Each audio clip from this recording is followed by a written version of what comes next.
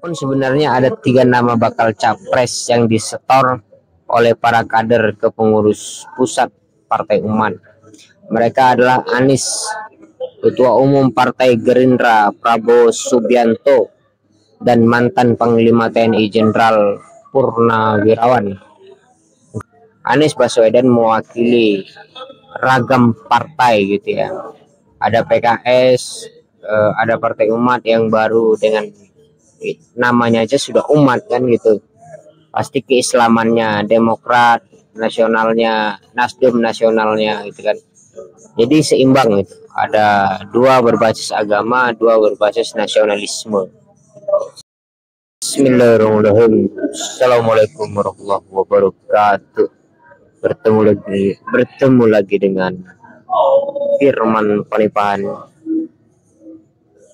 Ya. Kali ini saya ingin membaca satu berita. Sebenarnya sudah telat ya baca berita ini. Berita ini kemarin terbitnya di kompas.com. Partai Umat resmi dukung Anies Baswedan Capres 2024. Ya. Jakarta, kompas.com. Ketua Majelis Syuro Partai Umat Amin Rais mengungkapkan partainya secara resmi mengusung mantan Gubernur DKI Jakarta Anies Baswedan sebagai calon presiden dalam kurung Capres 2024. Hal tersebut Amin sampaikan ketika menutup rapat kerja nasional Rakernas ke-1 Partai Umat di Asrama Haji Pondok Gede, Jakarta Timur, Rabu 15 Februari 2023. Jadi Partai Umat ini masih baru ya, Rakernasnya masih Rakernas pertama. Jadi kemarin juga sebenarnya Partai Umat ini tidak termasuk dalam partai yang diterima oleh pemerintah partisipannya ya di dalam pencapresan 2024. Tapi bagaimanapun Partai Umat memiliki umat yang real kan gitu. Jadi wajar saja mereka bisa dan boleh-boleh saja menyuarakan dirinya untuk mendukung Anies Baswedan. Oke, kita lanjut.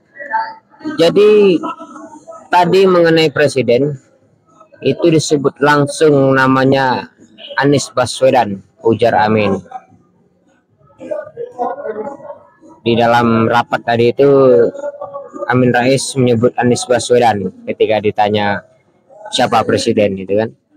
Adapun sebenarnya ada 3 nama bakal capres yang disetor oleh para kader ke pengurus pusat Partai Umat. Mereka adalah Anies, Ketua Umum Partai Gerindra Prabowo Subianto, dan mantan Panglima TNI Jenderal Purnawirawan Gatot Nurmantio. Namun menurut Anies, yang paling antusias di antara ketiga orang tersebut adalah Anies. Itu menurut Amin Rais. Memang yang paling antusias juga Mas Anies Baswedan. Enggak kalah antusias juga Pak Gatot.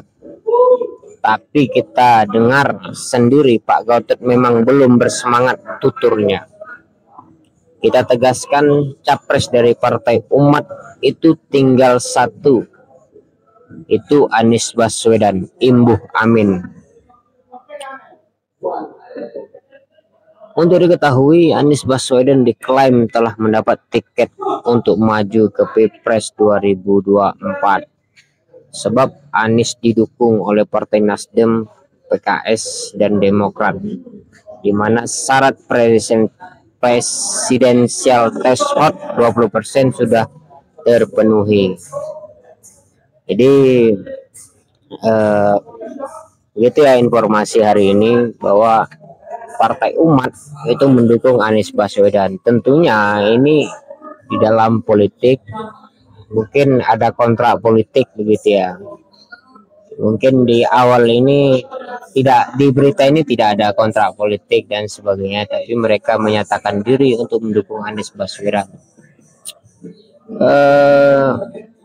Saya rasa tidak layak juga kalau Partai Umat itu membuat kontrak politik, karena masa mereka walaupun real tapi masih sedikit kan gitu ya.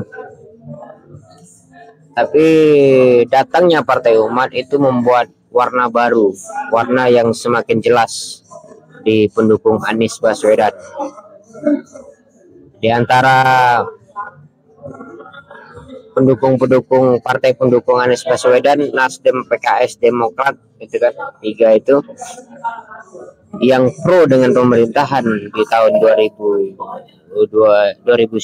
lalu, atau pendukung Jokowi adalah Nasdem. Sementara Partai Umat ini masih baru. Ini semakin warnanya semakin jelas bahwa Anies Baswedan mewakili ragam partai gitu ya. Ada PKS, ada Partai Umat yang baru dengan namanya aja sudah umat kan gitu. Pasti keislamannya, Demokrat nasionalnya, Nasdem nasionalnya gitu kan.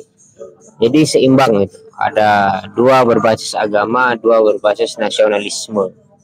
Saya rasa itu kehadiran Partai Umat itu menguntungkan Anies, namun juga bisa jadi merugikan gitu ya. Tapi kita tidak tahu di sisi mana kerugiannya.